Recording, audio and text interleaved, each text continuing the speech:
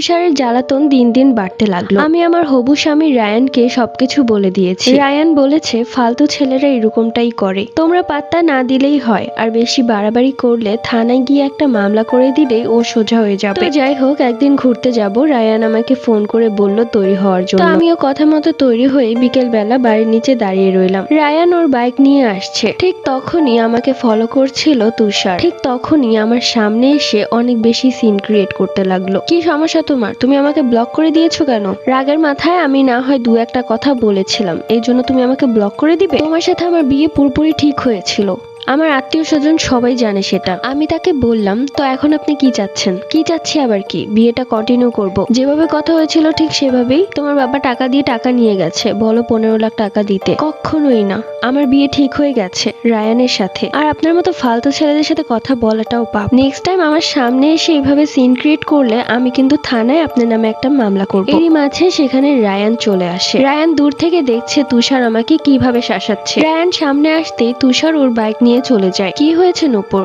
কি বলছিল?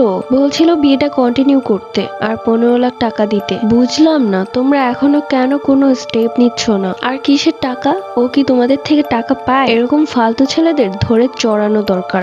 এরপর ওর কথা বাদ দিয়ে আমরা ঘুরতে যাই। খুব সুন্দর একটা দিন কাটছিল তার সাথে আমার। সারাদিন দুজনে অনেক মজা করেছি। আমরা যেখানে ঘুরতে গিয়েছিলাম সেখান থেকে আসার পথে শুনলাম যে আর একটু সামনে একটা মেলা বসেছে। এরপর রায়ান আমাকে সেই মেলায়ও নিয়ে গিয়েছিল। আমি জীবনের প্রথমবার মেলায় গিয়েছি। মেলাতে যে এত কিছু বসে আমি ভাবতেও পারিনি। আমার খুবই ভালো লাগছিল দিনটা। তো যাই হোক, ঘোরাফেরা শেষ করে রাত 8টার দিকে বাড়িতে নামিয়ে দিবে রায়ান। রায়ান আমাকে আমাদের বাড়ির গেটের সামনে নামিয়ে দেয়। বাড়িতে চলুন না, রাতের খাবারটাও খেয়ে যাবেন। সো সরি নূপুর, আপু আমাকে অনেকবার ফোন করেছে, আমার জন্য অনেকগুলো রান্না বান্নাও করেছে। এখন যদি আমি বাড়িতে না যাই তাহলে আপু অনেক রাগ করবে। তুমি উপরে যাও, আব্বু আম্মুকে আমার সালাম দিও, আমি যাচ্ছি, কেমন? এরপর রায়ান বাইক নিয়ে চলে যায়। আমি যেই না আমাদের বাড়ির গেটের ভেতর ঢুকবো, অমনি মুখ ঢাকা কেউ এসে আমার সামনে দাঁড়িয়ে যায়। আমি অনুমান করেই ফেলেছি যে এটা তুষার। পকেট থেকে একটি বোতল বের করে, যার মধ্যে পানি জাতীয় কিছু একটা ছিল। কোনো কথা নেই, আমি বুঝে ওঠার